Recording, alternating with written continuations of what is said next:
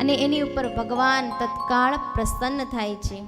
શતાનંદ સ્વામી કહે છે કે હે રાજન, આ કથા શ્રવણ એ શ્રાવણ માસમાં સાંભળવી, એમાં પણ સમય ન મળે તો ચૈત્ર માસમાં સાંભળવી અથવા માક્ષર મહિનામાં સાંભળવી, અને ત્યારે પણ સમય ન મળે તો 12 મહિનામાં એકવાર અવશ્ય સાંભળવી, અને 12 મહિનામાં પણ સમય ન મળે તો અધિક માસમાં અવશ્ય આ કથા સાંભળવી.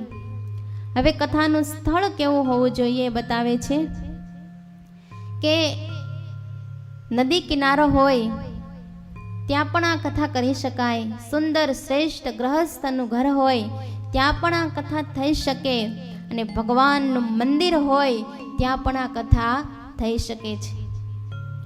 વક્તાના લક્ષણ બતાવ્યા છે. સરસમ સુસ્વરમ ધીરમ તત ભાવ સંવિતમ સ્પષ્ટાક્ષર વિભેદમ ચ સોત્સાહમ નાતિ વિસ્તૃતમ. વક્તા કેવા હોવા જોઈએ? તો જેની વાણીમાં જીવાત્માના હૃદયને ભેદનારી હોય, જેની વાણી સાંભળતા હૃદય પરિવર્તન થાય, પરિવર્તન લાવે.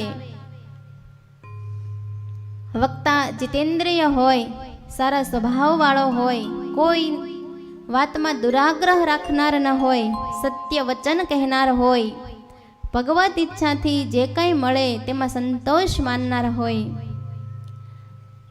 આગળ કથા શ્રવણનો વિધિ બતાવ્યો છે કે પવિત્ર થઈ કુશળ વક્તાને બોલાવી પુસ્તકની સ્થાપના કરાવી,